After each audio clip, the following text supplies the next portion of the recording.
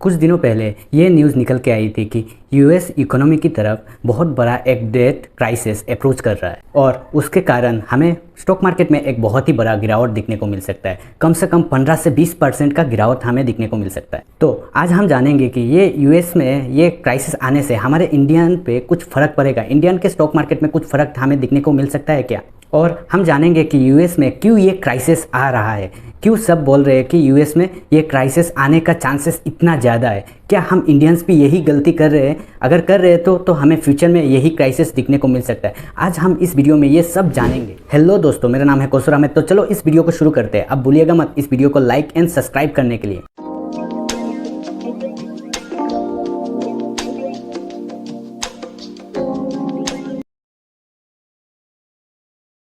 US में जो crisis आ रहा है, आपको लग रहा होगा कि मैं बस ऐसे ही बता रहा हूँ, मैं इतना कन्फर्मेशन कैसे दे सकता हूँ।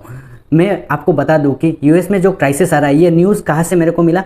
ये न्यूज़ आपको नेट से भी मिल सकता है कि व्हाइट हाउस के फाइनेंशियल एक्सपर्ट ने एक रिपोर्ट पब्लिश किया है कुछ दिनों पहले। तो उस रिपोर्ट में ये बताया गया है कि यूएस इकोनॉमी की तरफ बहुत ही बड़ा एक क्राइसिस हमें दिखने को मिल सकता है इन फ्यूचर, या फिर बहुत ही जल्द, और उसके कारण 8.3 मिलियन पीपल्स का जॉब भी जा सकता है। और ये रिसेशन इतना बड़ा हो सकता है, जैसे हमें पहले भी एक बार दिखने को मिला था कि 2008 में जैसा रिसेशन आया था, ऐसा ही रिसेशन हमें शायद फिर से यूएस में दिखने को मिल सकता है। और उनके स्टॉक मार्केट में कम से कम 15 से 20% या फिर उससे भी ज़्यादा हमें गिरावट भी दिखने को मिल सकता है। तो ये क्यों आ रहा है, ये जानने से पहले हमें ये जानना होगा कि यूएस गवर्नमेंट या फिर यूएस इकोनॉमी एक डेट साइकिल पे ही चलती है।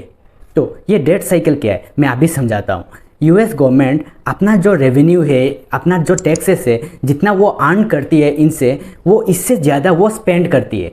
तो अगर वो पैसा ज़्यादा स्पेंड कर रही है तो उसे पैसा कहाँ से मिल रहा है? उसे पैसा स्पेंड करने के लिए उसे कहीं से भी पैसा आने का ज़रूरत है ना। वो पैसा लाने के लिए वो गवर्नमेंट बॉन्ड इशू करता है। तो गवर्नमेंट बॉन्ड क्या है, अगर आपको पता नहीं है, आप जाके मेरा पिछले और एक वीडियो है वो जाके एक बार देख लीजिए, तो आपको पता चल जाएगा कि गवर्नमेंट बॉन्ड क्या है। ये इंडिया पे भी मिलता है। गवर्नमेंट बॉन्ड एक तरह से गवर्नमेंट पब्लिक से पैसा उधार लेती है। तो आप ये सोच रहे होंगे कि अगर वो गवर्नमेंट बॉन्ड से उसे पैसा मिल रहा है, वो जाके फिर से इन्वेस्ट कर रहा है, तो इसमें उसका लॉस क्या है? वो क्या हो रहा है कि ये जो गवर्नमेंट बॉन्ड से वो पैसा ले रहा है, ये इतना बड़ा हो चुका है कि यूएस में अब वो उसका इंटरेस्ट भी उसको पे करना है हर साल। तो ये इंटरेस्ट बहुत ही ज़्यादा बड़ा हो चुका है यूएस में, और ये इंटरेस्ट पे करने में उसका एनुअल बजट जो होता है, वो उसका बहुत ही एक बड़ा हिस्सा ये बस इंटरेस्ट पे करने में ही जा रहा है। तो उसको जो डेवलपमेंट करना है, तो ये खर्चा जो है उसका, जैसे डिफेंस सेक्टर में जो पैसा लगना है, ये जैसे एग्रीकल्चर में, ऐसा हर कंट्री में वो अपना कंट्री के ऊपर जो इन्वेस्टमेंट करता है, इसके लिए उसके पास पैसा नहीं है। तो वो क्या कर रहा है, फिर से वो बॉन्ड इशू कर रहा है और लोगों से पैसा ले रहा है। तो ऐसा एक सर्कल वो करते जा रहा है, और ये सर्कल की वजह से उसका जो बॉन्ड का इंटरेस्ट है, ये हर साल बढ़ते ही जा रहा है। तो ये कारण यूएस गवर्नमेंट को हर कुछ दिन बाद ही उसे लोन लेना पड़ता है। अब इसमें एक बात है, यूएस गवर्नमेंट कितना लोन ले सकता है, ये डिसाइड करता है नेशनल डेट सीलिंग। ये एक लॉ है, एक रूल है जो डिसाइड करता है कि यूएस गवर्नमेंट और कितना लोन ले सकता है। तो अब क्या हो रहा है कि यूएस गवर्नमेंट जितना लोन ले सकते थे, डेट सीलिंग ने जितना तय किया था, वो उतना तो लोन उन्होंने ऑलरेडी ले चुके हैं। तो अब वो क्या चाहते हैं कि ये डेट सीलिंग और बढ़ा दिया जाए।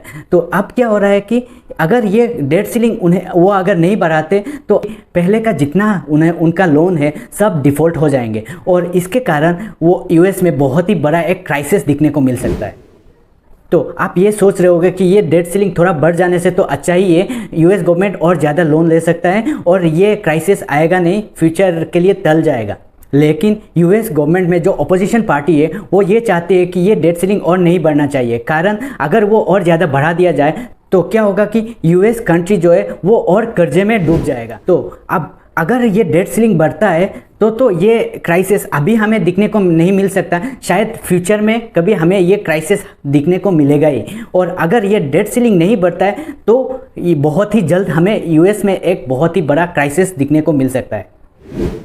तो अब सवाल आता है कि अगर यूएस में ये क्राइसिस आया तो हमें इंडिया पे कुछ फ़र्क दिखने को मिल सकता है इंडिया के स्टॉक मार्केट पे कुछ फ़र्क दिखने को मिल सकता है। हाँ, थोड़ा बहुत कुछ सेक्टर पे हमें ये फ़र्क दिखने को मिल सकता है। इसका कुछ इफेक्ट हमें इंडियन के स्टॉक मार्केट पे कुछ सेक्टर्स पे हमें दिखने को मिल सकता है, जैसे एक्सपोर्ट इंपोर्ट टेक्सटाइल, ये सब कुछ जो जिन कंपनीज का रेवेन्यू यूएस से आता है और डिपेंडेंट है यूएस के कंट्री पे, उन सब कंपनीज पे हमें थोड़ा फ़र्क दिखने को मिल सकता है। जैसे और भी है आईटी सेक्टर, ये सब कंपनीज का ज़्यादातर रेवेन्यू यूएस से आता है। तो ये सब कंपनीज, ये सब सेक्टर्स के कंपनीज, इन पे थोड़ा हमें फ़र्क दिखने को मिल सकता है। और अगर आप चाह रहे हो कि ये सब कंपनीज पे थोड़ा इन्वेस्ट करना, तो आप थोड़ा रुक जाओ या फिर थोड़ा संभाल के आप इन्वेस्ट करो।